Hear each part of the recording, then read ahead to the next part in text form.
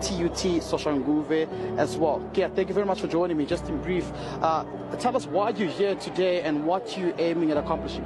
Yeah, well, look, we're here to demand the attention of the Minister of Education, Dr. Nzimande, precisely because we've been trying to get his attention for the past 2 months. I think students have been raising genuine concerns that it can't be business as usual when scores of our students are home hungry and they've not received their allowances on time.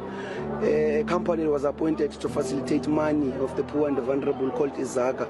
We've done our research. The company is fallacious. Look, it suffers a lot of technical glitches, technical difficulties, making it prohibitive for our students to receive their allowances on time. And I think one of the concerns that students have raised is the exorbitant charges that students must pay for. Like, look, we fail to understand that why would Nsfas opt to, choose a bank, a financial bank that is so expensive? So I hear that of dysfunctional Nsfas by business people, by politicians who are making it dysfunctional. As we speak now, thousands of students across universities in this country are embarked on their exams without having any form of financial support from the government. We're here to ask the minister the questions that pertain to the funding of our students, the eviction of our students, the Tibet cycle question, the appeals that have not been responded to, the NFSAS question, the loans, the bursaries that have not been responded to. We know that some of these people who are also housing our students are the ones that are collapsing the Nsfas coffers as a result that they hike these prices of student accommodation so that they burden our students with fees. So our concern here is that these kids, failure for them to get funding for the 2025 academic year, they are bound to get what we call a financial and academic exclusion come 2026. So we are trying to prevent a volcano from happening come the 2026 academic year, because these students have been writing countless emails. They've been calling Nsfas. We know that the system of Nsfas is failing. We know that the CEO ever since he has come into office, he has not responded to us as to how is he going to resolve issues. We know that people in parliament are grandstanding. They are acting as if they are responding to some of these issues, but there's no action. Issues are going to be dealt with, because part and parcel of our main concern is that we want to have a face-to-face meeting with the minister so that we also understand the comprehensive plan from the office. Because ever since Dr. Nkaba entered office, we have not received a comprehensive plan from her to deal rigorously with issues of higher education in South Africa. We've not had anything from her.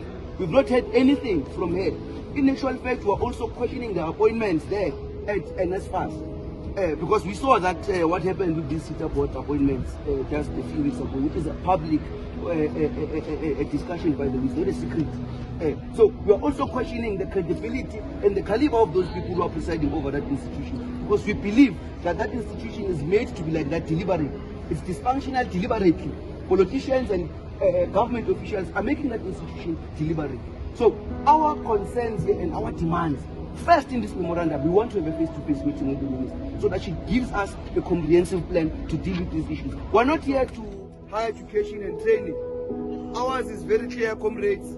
We're here to submit our memorandum of grievances to the Minister of Higher Education, Dr. Nsfas.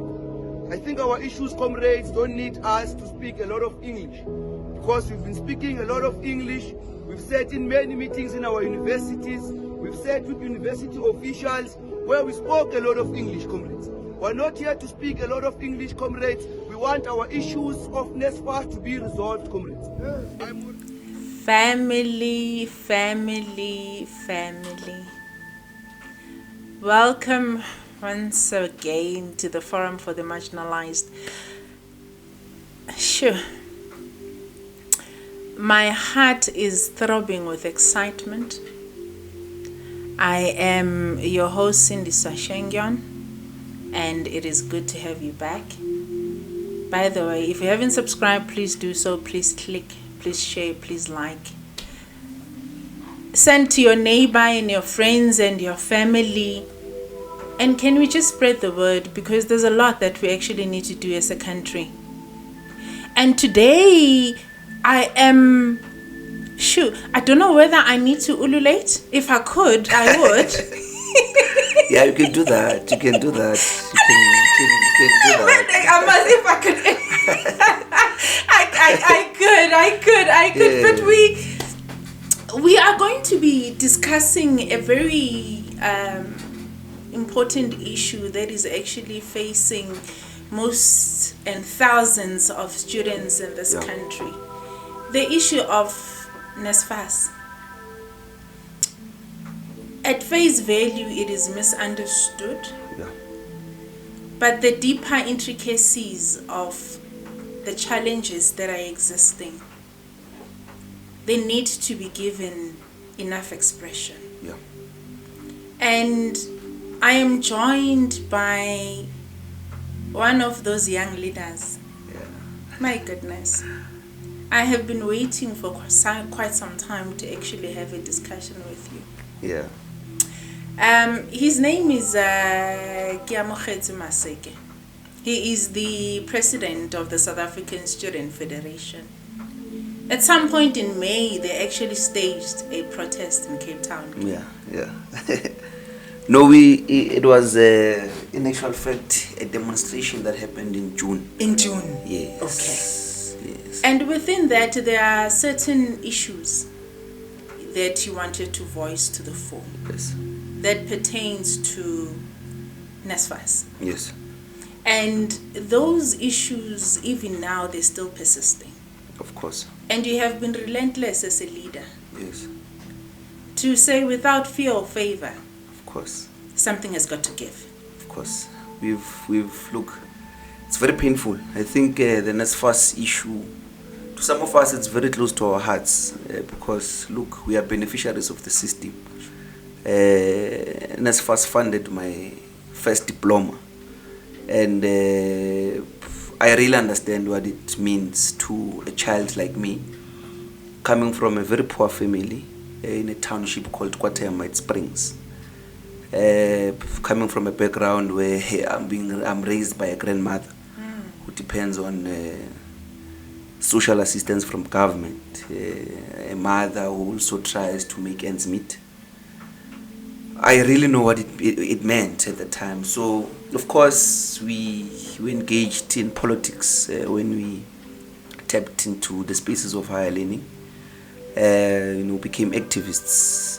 One, precisely because we related a lot with the struggles that confronted those that were our classmates, friends, and comrades. And look, got deployed to be in the SRC. And hey, we're now given a responsibility to be a voice to the voiceless, to be a leader who must at all times be in the sides of students. Gained experience in those organs of leadership. But we realized that given the time that we were given, some of us, it was not enough because some of these challenges that pertain to students across the length and breadth of South Africa, in our universities, TVET colleges and University of Technology, the Nsfas conundrum remains the biggest problem. Students are subjected to a system that has failed to, be a smooth system that must roll out for education in context. You're having a financial support system structure called the Nsfas. Your expectations would be that this social contract must give me, that financial support to get access to education, and unfortunately it's not happening. So these students, as we speak, in actual fact, thousands of them have not received their meal allowances since the beginning of the year. Many have been evicted from residences. In actual fact, today, we've learned of developments that occurred at the Durban University of Technology where a student decided to take his life. So, of course, the matter is still under investigation for now.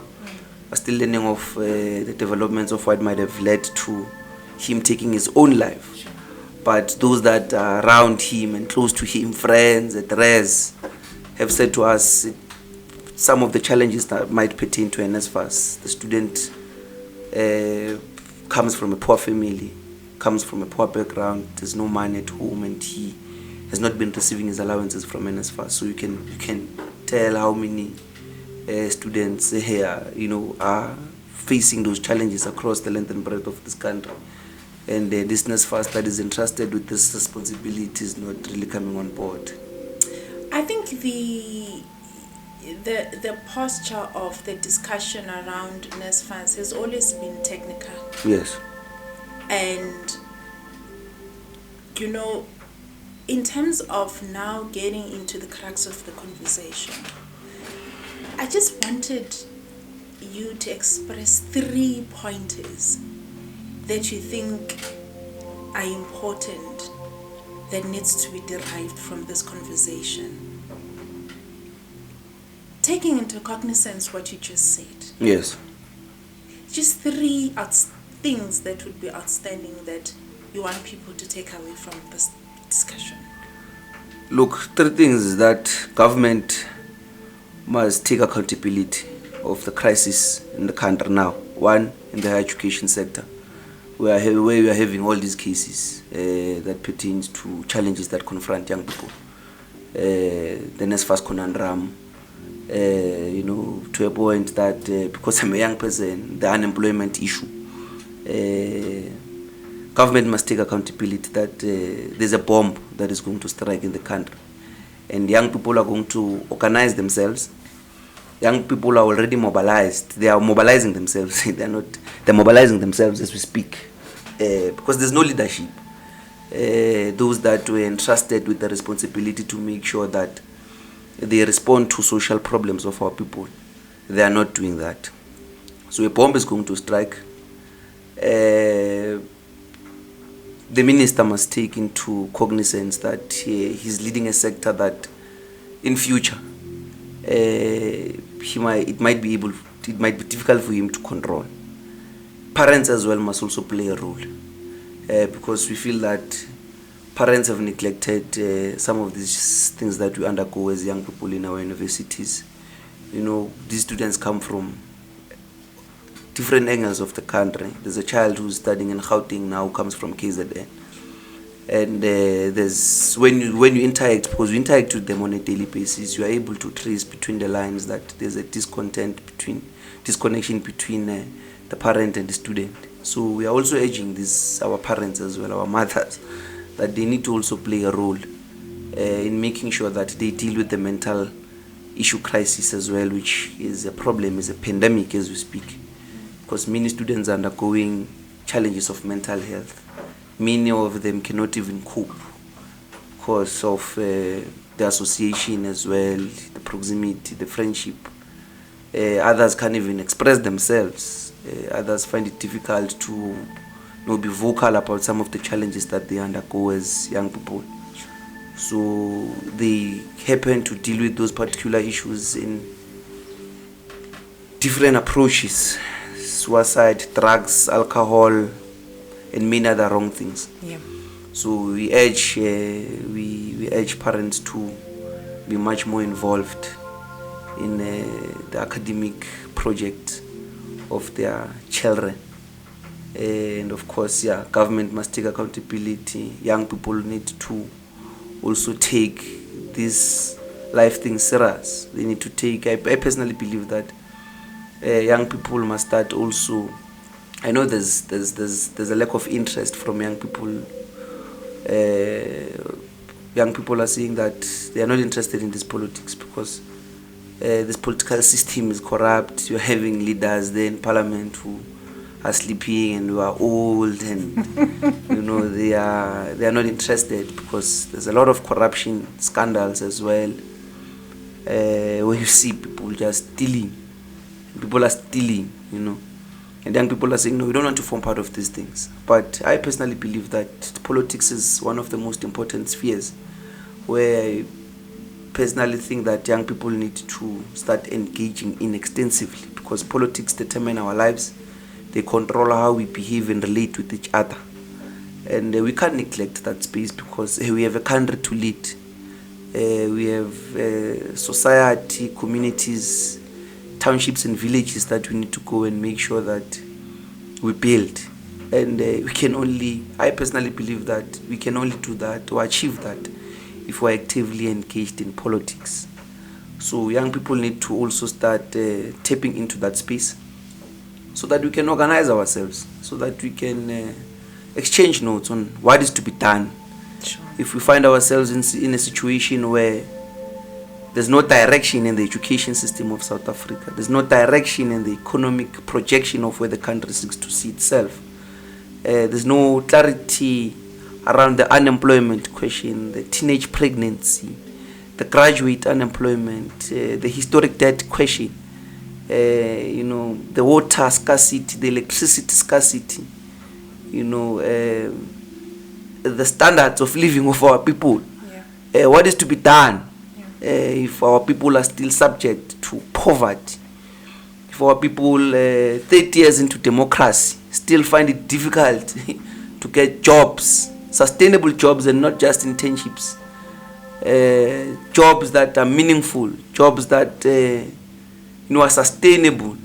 30 years into democracy, we are still facing a situation where access to health is still a problem. Having a problem in South Africa of illegal immigration. People who have hijacked our buildings in the country, they've exposed our sisters to many wrong things in the streets, So what is to be done when we find ourselves in a situation like this, where we don't even have confidence in some of these existing political structures that are not even growing, some of them? And that is why we also get shocked when we learned of, young people. Before I present this context, the reason why I'm emphatic on the involvement of young people into politics is because there are many leaders that have volunteered to take societal issues into their own hands and lead people to the promised land, but they've failed. And what do we do when you find leaders in a stadium full of people, in a rally, and then you become reckless in your statements? You encourage that government must also legalize prostitution. And those are some of the leaders that we have today, where the people that shape the politics of this country will just go to podiums and say, we must legalize prostitution. So it's extremely bad because the country is losing shape. And the reason why the country is losing shape is because young people are not engaged in politics to call such leaders into order when they speak like that publicly, addressing our mothers and sisters and girlfriends, some of them who attend these rallies. But the context I'm presenting is that the reason why we are finding ourselves in situations like this, where there's no even direction in the education system of South Africa, where we are producing even graduates who don't even know where they're going to get jobs because we are not answering the economic question of what is to be done and what is in demand today. It's because young people are not involved in questions of the political epoch of the country. And it's bad, and it must be called into order.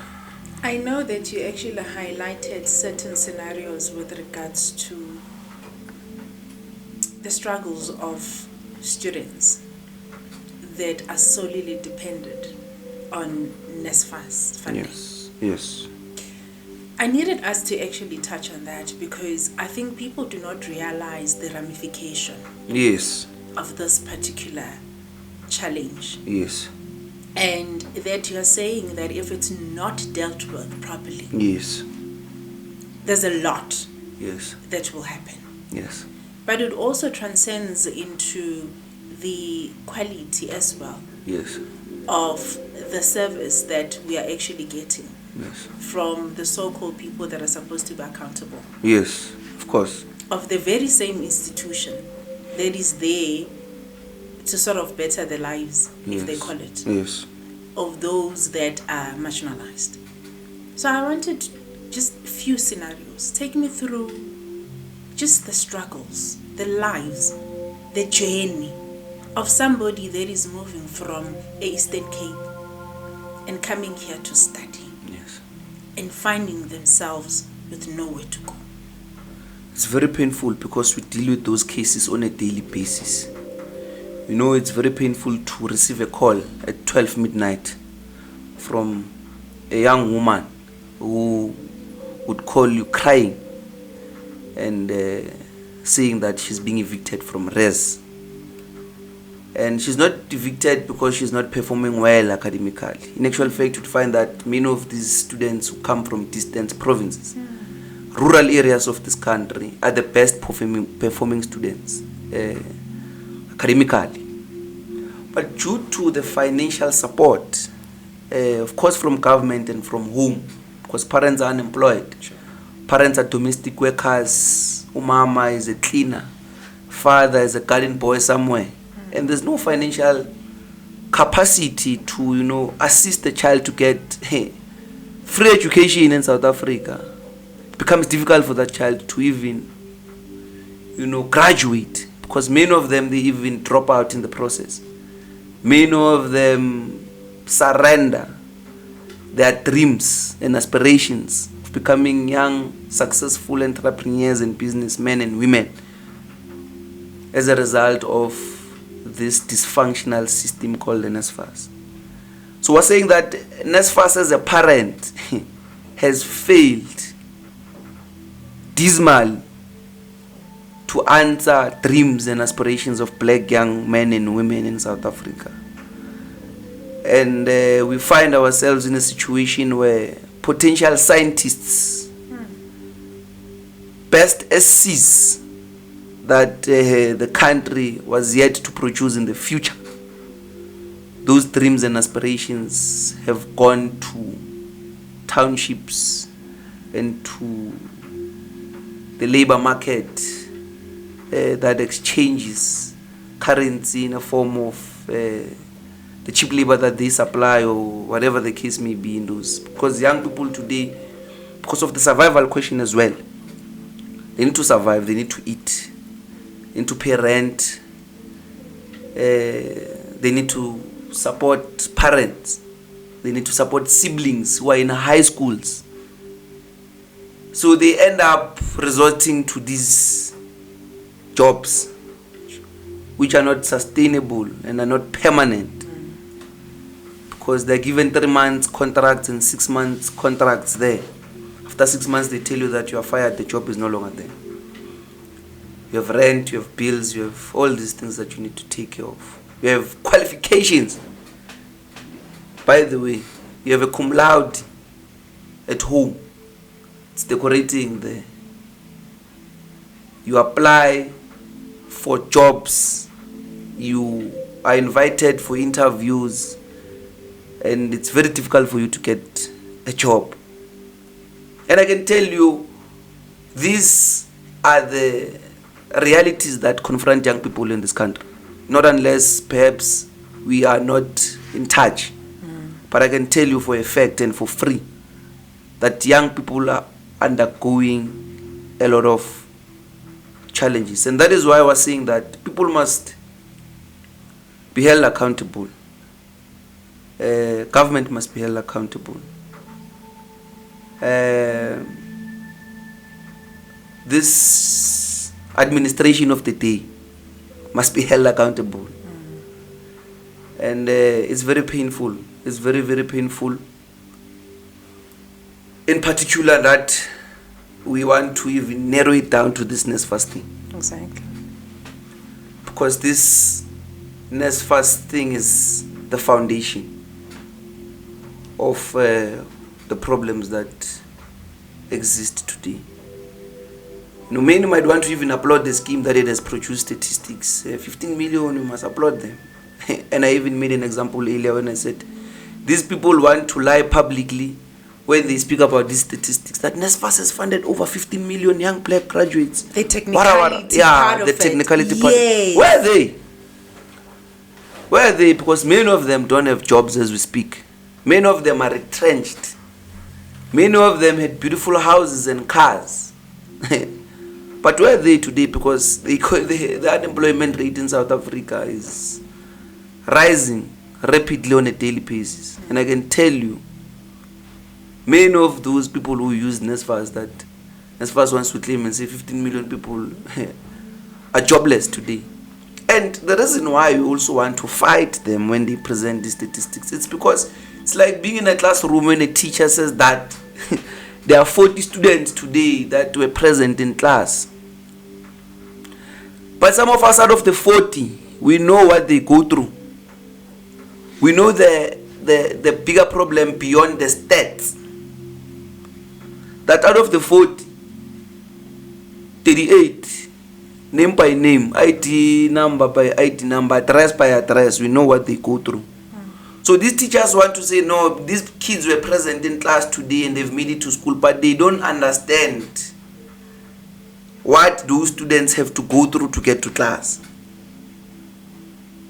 So that is what we're condemning. To say Nsfas must desist from giving fake intelligence reports.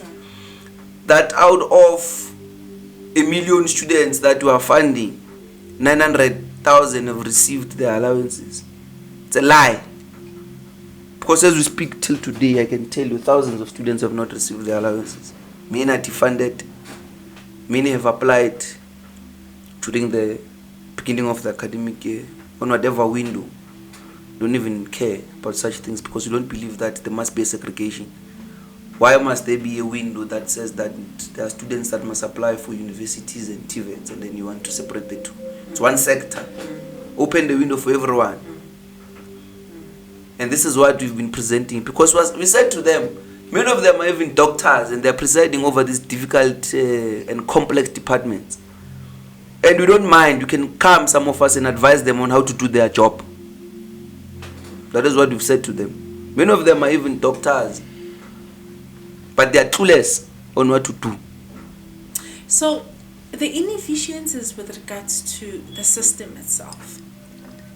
Because the fact that there is, the idea itself in terms of what it seeks to do and what it needs to serve, it is something where if it is applied correctly, it can be able to assist a whole lot and change the generational, dynamic that we're actually confronted with as a country. There's no such a thing like that is going to happen under the government of today.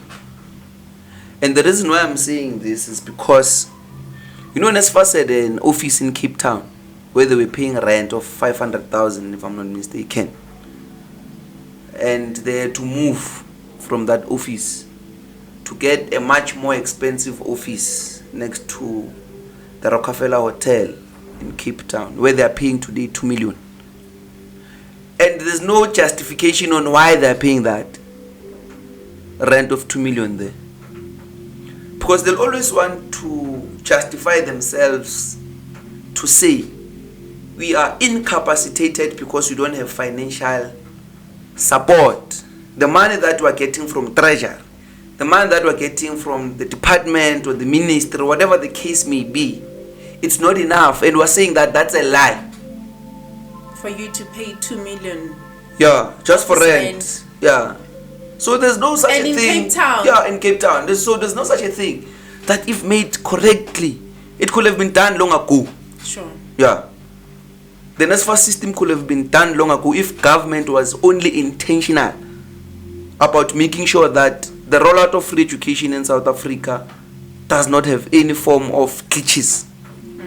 And black students and those who are deserving and eligible for funding are able to get that financial support. It could have been done long ago. So where is the problem within Nsfas? Corruption. Sure. Yeah, corruption. People are stealing there. People are stealing and people are engaged there precisely to be closer to the procurement department. Because Nsfas outsources maybe perhaps even not 100% of its services, even the landline that they use to interact with students across the country, that useless telephone that they use, it's outsourced. They pay a service provider. So we were saying, but for what reason? What rationale informs that everything that Nsfas does must be insourced? They even insource people who must go and even accredit student accommodation. They outsource them. Because Nsfas is not intentional about capacitating itself as an institution that must make sure that it provides financial assistance to students that are eligible for funding. So they'll always create these problems. Yeah, appoint companies that even don't have reputation in some of these sectors that we exist in, either in the financial sector or in the student accommodation sector, whatever the case may be. They just appoint them. They appoint a company of friends. You're a friend of mine, no, fix your company documents, I'll appoint you. You must go and oversee 5 universities on the student accommodation project, for example, and I'll give you 5%. Just to go and check whether this building meets the requirements or not. And the owners of these buildings are also complicit to the corruption question, because there's an exchange of bags that happens in the process. For myself to get accredited and get my student accommodation to be accredited by Nsfas, I must pay a bribe. That's what's happening. So it's a cycle, it's a chain of corruption. And we must also hold these universities accountable as well. Sure. Because many as well want to dictate on how Nsfas conducts its affairs. Many of them are mingling with that institution. They give it, in actual fact, they even summon some of these officials. You know, some of these officials who depend on salaries, but they also want to form part of the corruption question. How do I eat? Some of them, they even summon them. University officials, we know them. They summon them and tell them what must happen in universities. So you are fighting a very difficult system of what we call capture. Okay. Yeah, these institutions are captured. People who are presiding over these boards are captured by university administrators, vice chancellors, principals, and deans. They've captured that institution to a point that it fails to take decisions independently. It relies on these people because everyone is involved in stealing. Yeah, the minister is involved, and everyone is involved. And these are not allegations, by the way, it's a fact. That institution thrives under what we call capture. So the systematic corruption that is actually entrenched within the system itself is leaving a lot of vulnerability, and it is actually leaving a lot of students in limbo. There's a lot of economic and social factors that you just alluded to earlier, which contributes towards a whole lot of things of this country not to have trajectory. Yes. In terms of its development, in terms of growth. Because you know you are right, because you cannot be able to speak about Nsfas in isolation. Yes. You have been very instrumental. In fact, you have taken even the education ministry head on. Yes. With regards to this particular issue. Yes. The former Minister of Higher Education that was there, Yes. and subsequently fired, you had engagements. And I believe that those engagements, they don't come from yesterday. Yes. It is issues that you've taken up Yes. as a federation, Yes. in terms of you being able to say, look, Yes. something has to give. Yes. And those issues that you have raised, can you just highlight them? And what is it that has happened since you started raising those issues then Yes. and now? Look, we've always been very principled in approach. That our fights have never been personal, but based on principle that the Department of Education and Training must work and must service students of this country. And despite attempts to engage the minister, because we attempted to engage with her on numerous occasions, of course presenting these problems, Sure. and presenting solutions to these problems. But it's very unfortunate that we were confronted with a minister who thought that she's the best amongst her peers, or the best that this country has ever produced. very arrogant. In actual fact, we once even said that, that minister has a condescending attitude. She does not, respect people. She is very undermining in approach. Of course, the public even, had to witness that in Parliament when she was summoned by the Portfolio Committee on Education to account on some of the wrong things that she has done.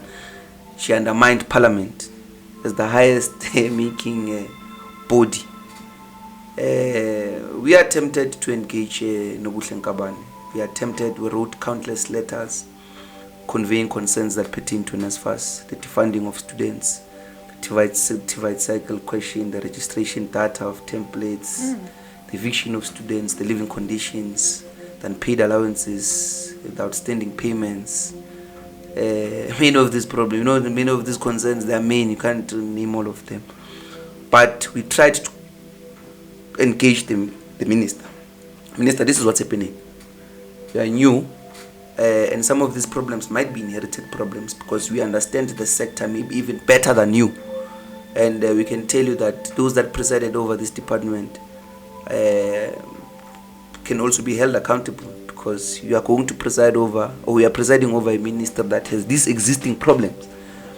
And look, we support you, young black women who deserves also an opportunity, to lead at that level, but take us into cognizance. There are other student formations as well who are also raising these issues. But you are handling these matters as if this office belongs to you. You've personalized that office. It's a private office now. It's your bedroom. You decide on who enters and who does not. But we've also picked up that the minister was also ill-advised. The people who are advising the minister misled her. And, look, it's unfortunate that she was just fired, just like that, without even maybe fully expressing her fullest potential to the best of her capabilities, and whatever the case may be. But we could not wait any longer. On the 25th of June, in actual fact, we embark on a mass demonstration to the Department of Higher Education with a very comprehensive, sound memorandum of grievances representing these issues, because we are an organization that has adopted all 26 universities and 54 TVET colleges to say that we're going to be the voice of these young people, because those that were entrusted before failed drastically. We don't even want to mention them. They are non-existent. But I want to take this responsibility and make sure that we intervene on these matters. Sure. The minister acknowledges that memorandum, and then, no, I've received this memorandum, I'm going to respond to these issues. Tomorrow, that memorandum the acknowledgement of that memorandum is then withdrawn from the official website of the minister. We then ask ourselves the question to say, but our minister, we were here yesterday, and you've acknowledged this thing, to say these are problems pertaining to Nsfas, whatever the case may be. How do we deal with them? And we were expecting to have a face-to-face meeting with you, because you said that you don't have a problem. The minister withdraws that statement. So after that, we had to say no. She must leave. She must resign.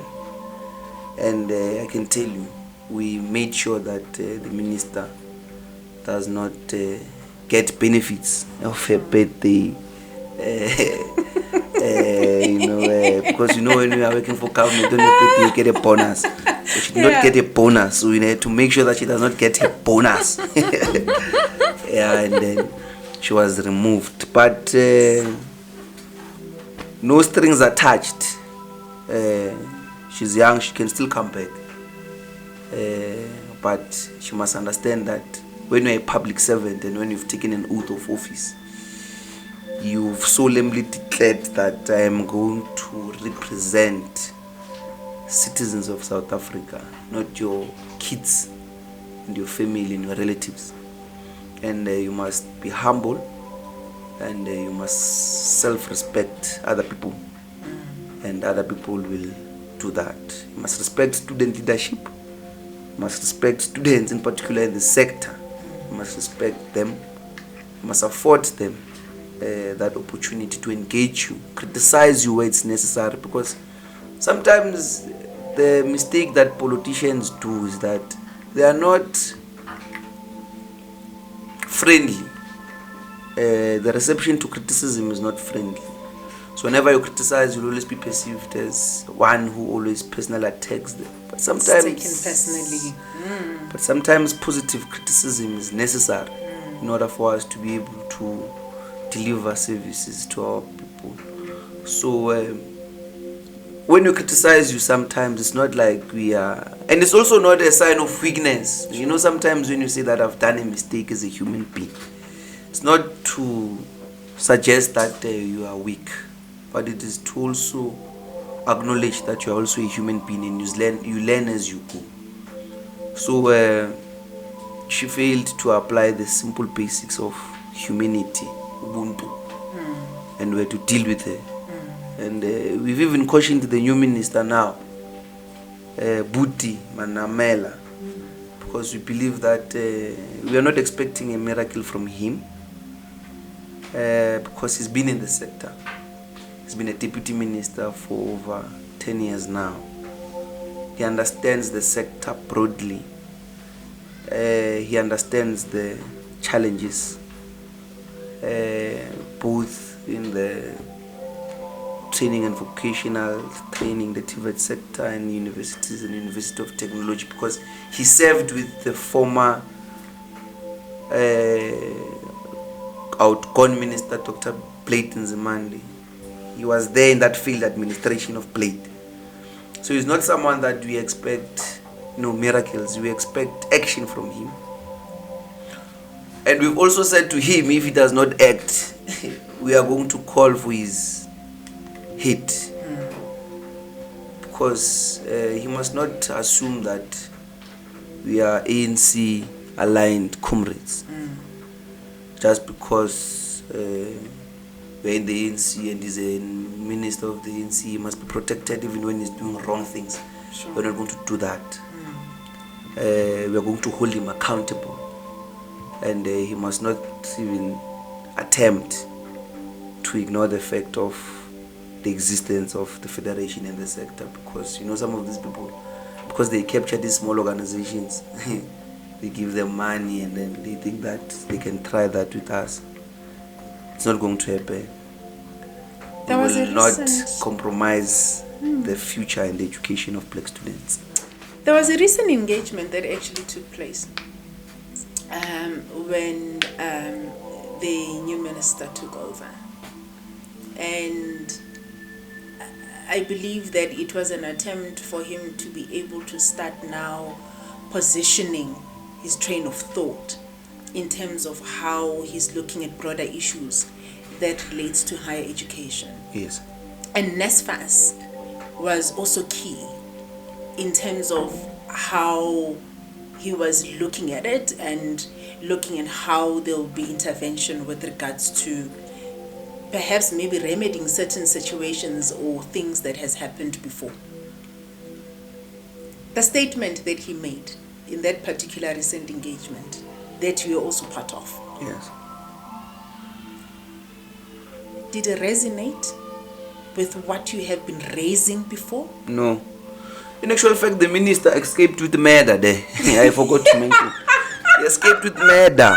And then he's lying publicly when he says he met and engaged with student leaders. He never engaged with student leaders. It's a lie. Those organizations that were there, Mkhonto Wesizwe, the EFF, SASCO, that useless union, non-existent, SAUS, they were there. Those organizations delivered messages of support. Yeah, there was no engagement there. And if they're honest, they must come here and, or if I'm lying, they must come and tell me if I'm lying. But I can tell you there was no engagement there. These student formations were not given an opportunity to fully maybe express themselves about the concerns that are raised by the constituencies that they lead. They were giving messages of support. No, Minister, we support you. We've been waiting for this and all of that. And we hope that... So they were just flirting with the minister.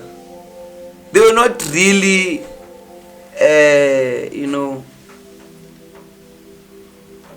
extensive in engagement on what is to be done and what expectations do they have from this new minister. There was no such an engagement. In actual fact, after the minister delivered his speech, he left the venue to go and engage with the Vice Chancellor of UNISA. That program was here in UNISA. So I don't believe that there was an engagement, an extensive engagement, where there was a reflection around some of these issues.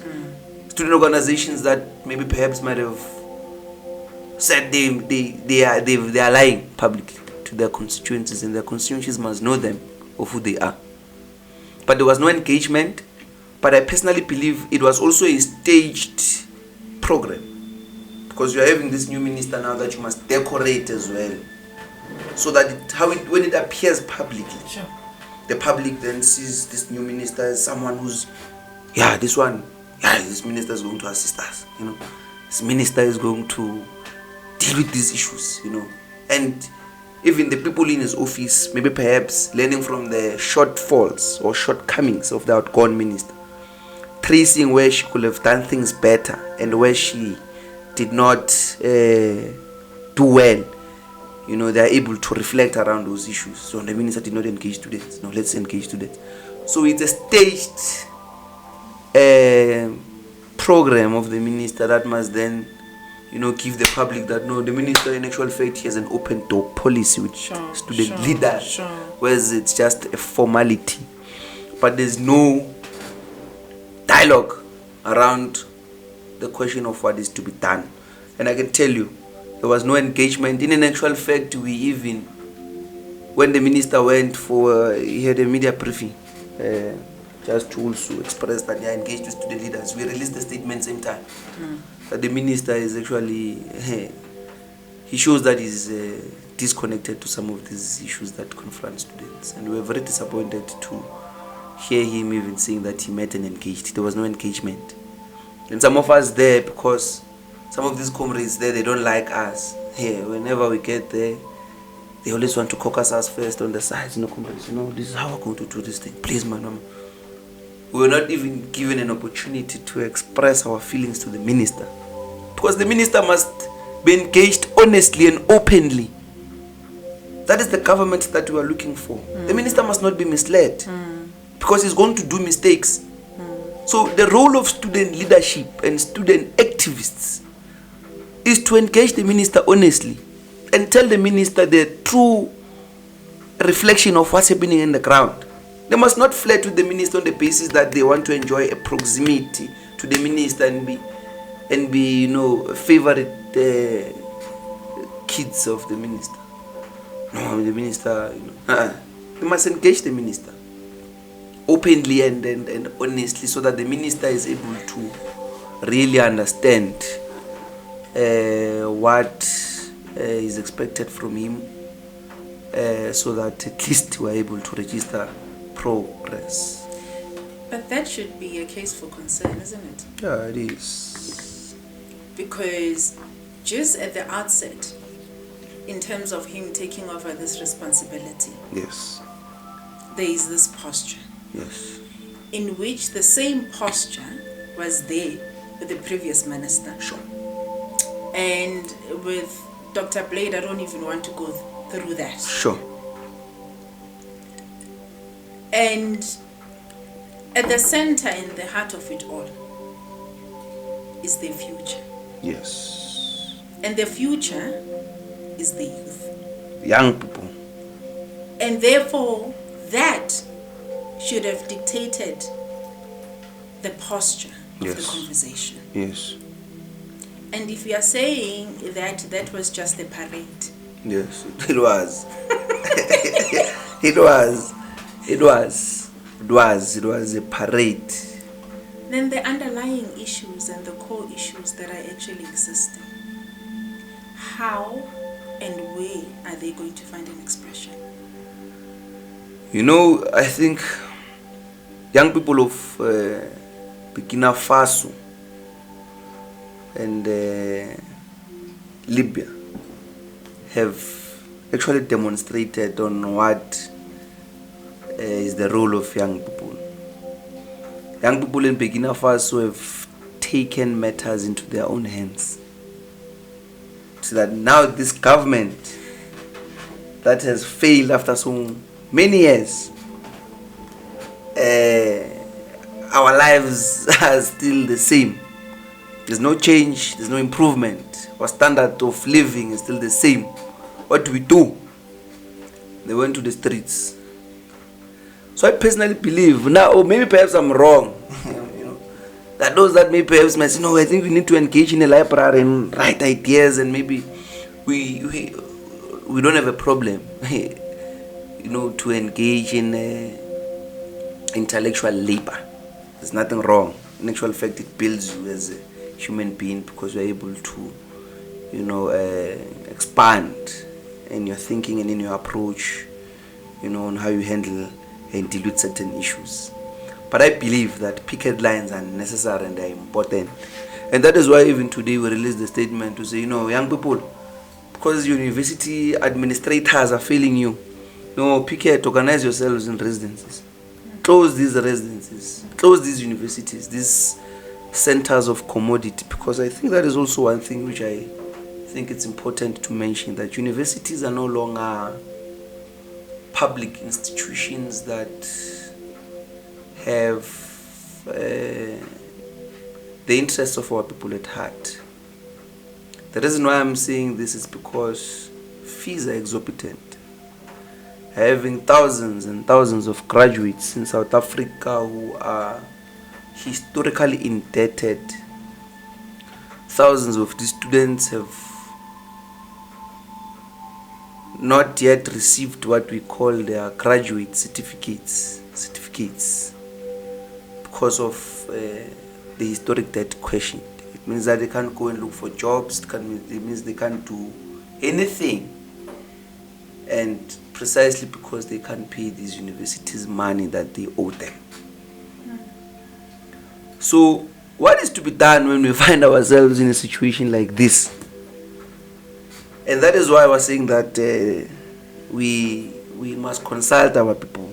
The consultation process must happen everywhere, so that we are able to get a sense of how do people feel around this national conversation of what is to be done if we find ourselves in a situation where there's no direction on what is to be done in our politics, in our education system, in our health care system, in our infrastructural development, in many issues that pertain to how society is organized.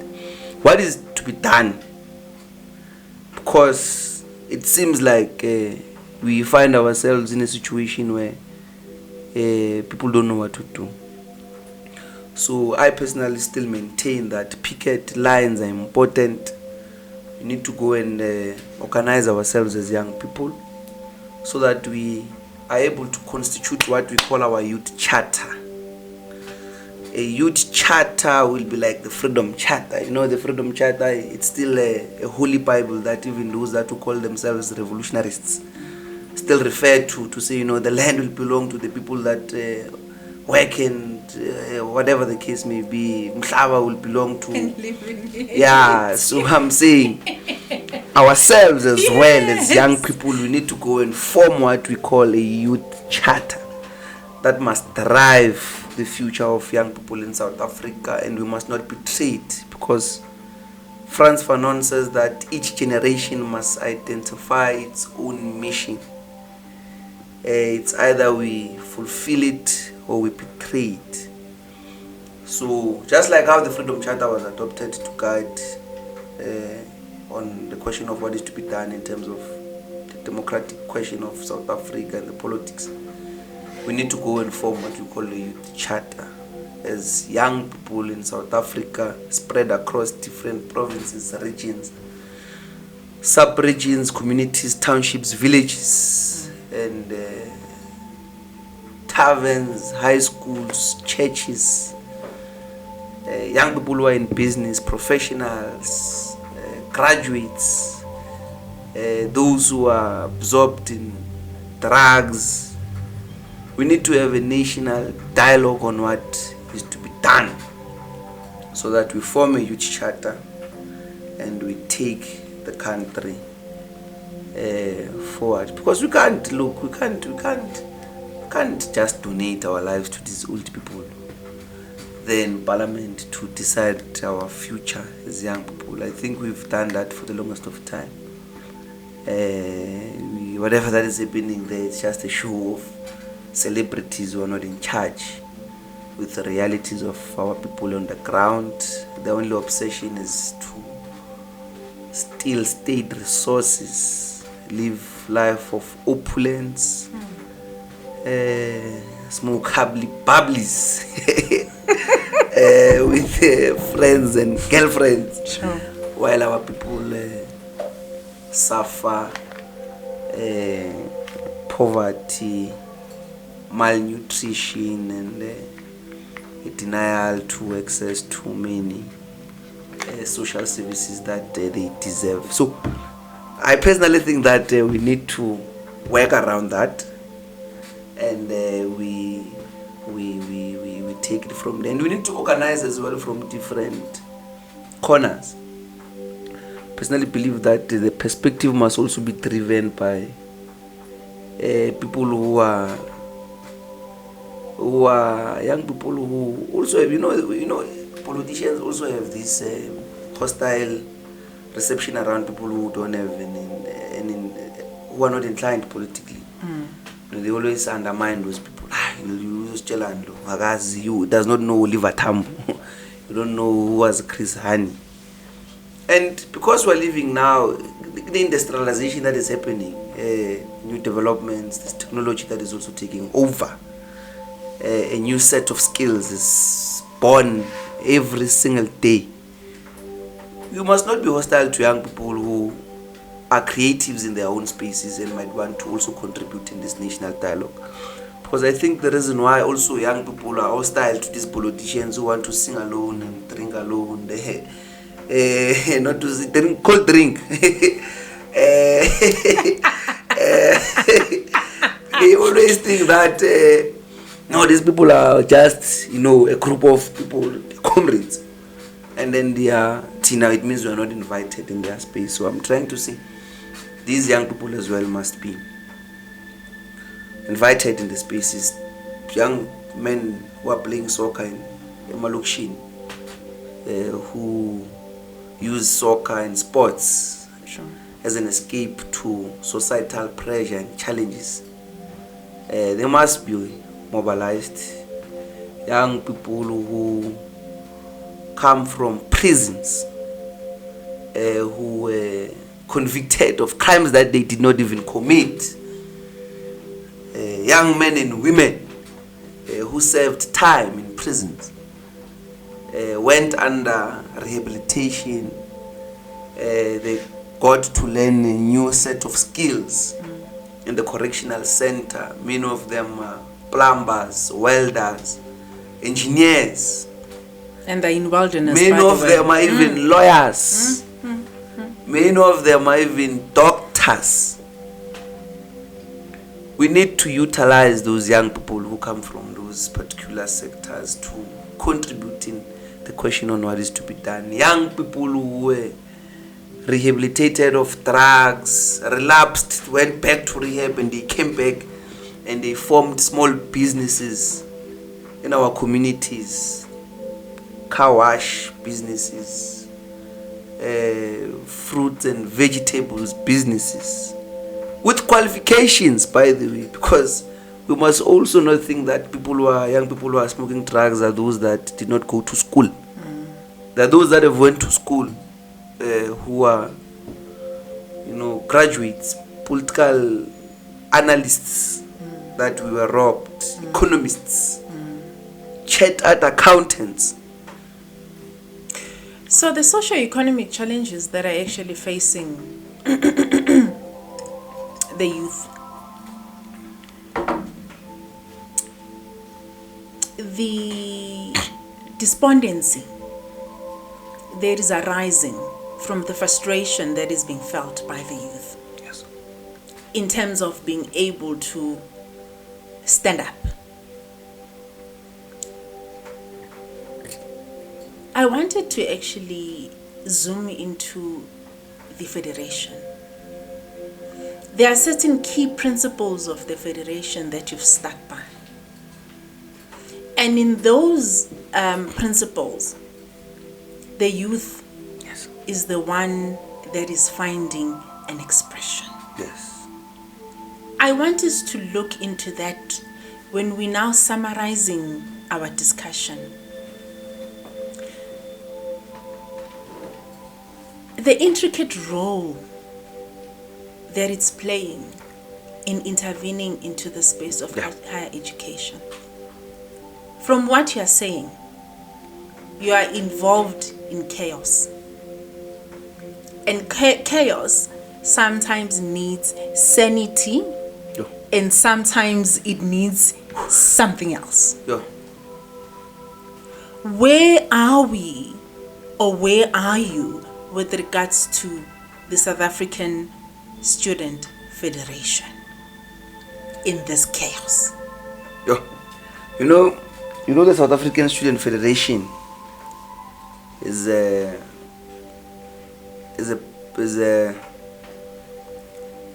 blessing to many young people in South Africa. Now I can tell you in confidence, it's a blessing, because they've seen it as a vehicle that can only be the one that is entrusted to be an advocacy structure on their issues. And I think the fundamental principles that we've used to, because some of us have a privilege of being the co-founding members of the idea, we were very firm after have done a thorough analysis of the challenges that we confront, challenges that confront those that we lead. And when we are conceptualizing what is to be done, we said that the Federation must not be an organization of friends. Second to that, it must be decentralized across the length and breadth of South Africa. It must be an organization that has a representation of young people who come from different spheres, traditional, religious, academic, the LGBTQI community, those who have been in advocacy structures of women and women's struggles, those that have went to school and can come and assist us with research, political activists, of course, who can assist us when we declare a bomb. You need frontline forces who can say, no, enough is enough. But you need to have a room of these people who can assist you to build this organization that I personally think that it has become the only vehicle now in the higher education sector which we need to capacitate, because it carries a lot of responsibilities now. And myself as one of its party leaders, because I'm a party leader of the Federation,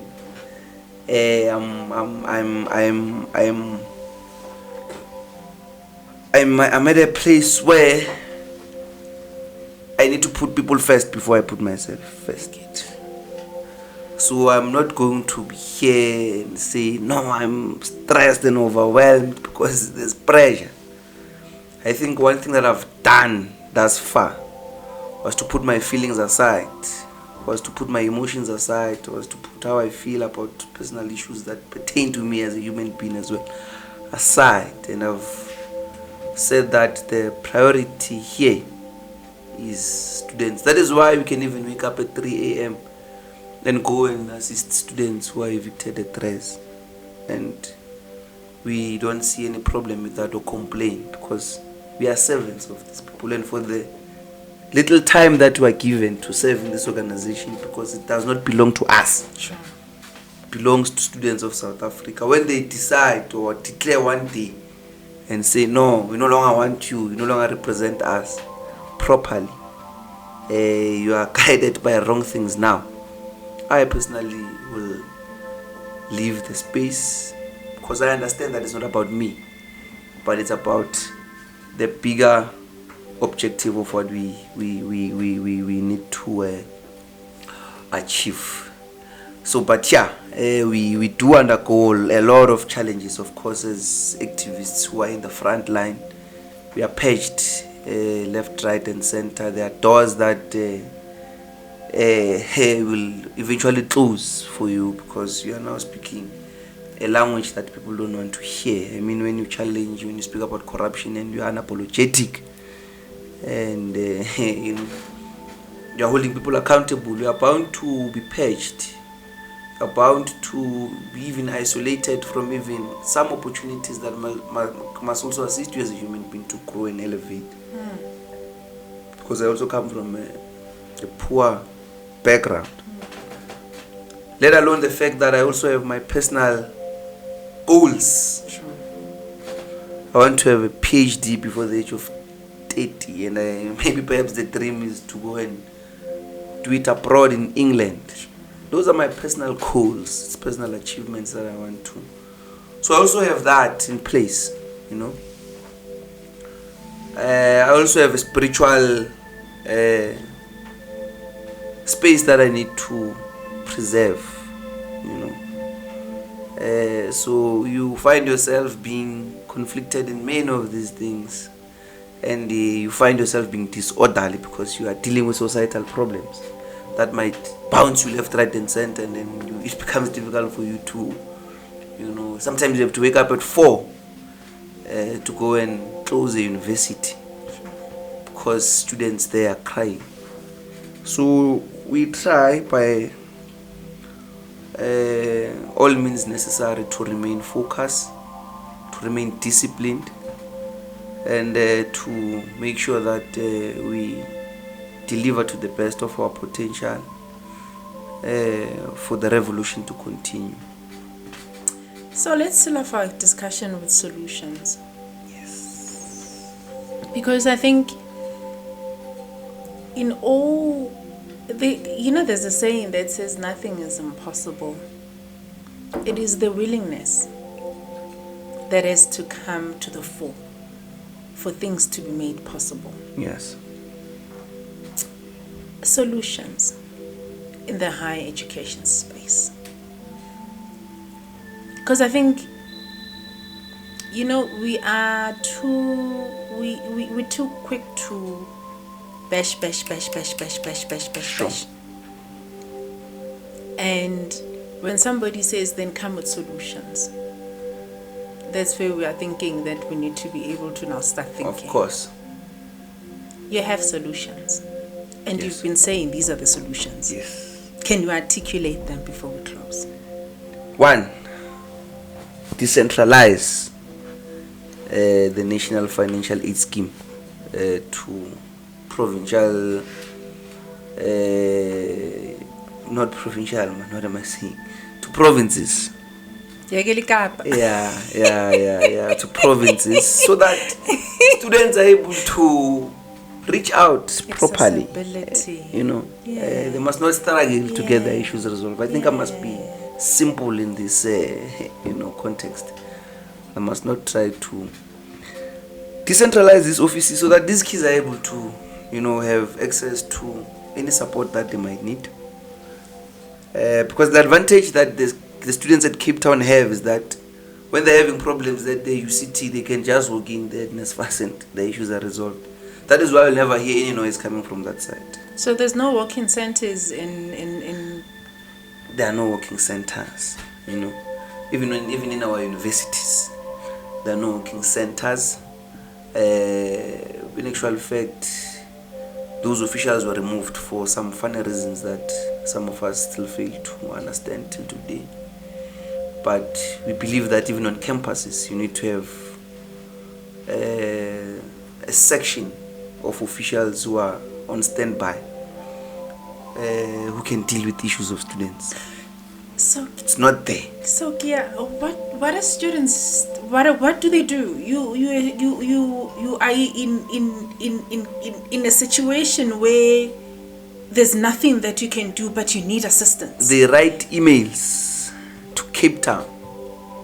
Our students are compelled to write essay writings on a daily basis. You know, some of the students, when they send me their email messages to Nsfas and they don't get responses, or sometimes they get responses, the stories there, very painful stories, very painful stories, which are very sensitive, and I think for discretion purposes we might not expand on them, but they write emails to Nsfas, and that's the only route they have to communicate directly with that institution, which is very nonsensical. We fail to understand that why would Nsfas choose or opt to use one mode of communication to students spread across different universities of technology and TVET colleges. And it's very painful that there's no support or assistance that they also get from universities, because universities are also clueless on what is to be done. And many, because they are irresponsible in nature and character, they'll dismiss these students and say, no, call Nsfas. This has nothing to do with us. In actual fact, on our side, we've done everything correctly. If Nsfas is saying that we've not sent a registration template, we've done it, call them. Whether the student has something to eat at night, they don't care. Whether the student has shelter to sleep, they don't care. Whether the student is going to be evicted the following day because Nsfas might decide to defund the midnight, they don't care. Whether the student is coming from Matatiela, Mkanyagut, KZN, they don't care. Whether the student has parents or not, they don't care, because I think we must also say it that many of these students, in their majority, are breadwinners. They come from homesteads where parents are no longer there, and they must, or rather, they are given that responsibility to take care of their siblings as well. So this Nsfas allowance also assists them to take their siblings to high schools and primary schools and ECD centers with this little money that they have. And that is why we've said that, but we also need to embark on a struggle of the Nsfas meal allowance increment, that it must at least increase from 1,500 to 2,500, because you can't have a loaf of bread increasing on a daily basis, eggs, sanitary towels, a bar of soap, Vaseline and Colgate increasing on a daily basis, and then you're having this Nsfas allowance that is not increasing, because the standards of living of our students are very high, and it's one of the things that we've said that government needs to consider. And second to that, what we've also opted for was for an administration in our universities as well. Private forensic investigations that must just be deployed every 6 months or 12 months. There must just be forensic investigations that center around the affairs of the financial coffers of the university.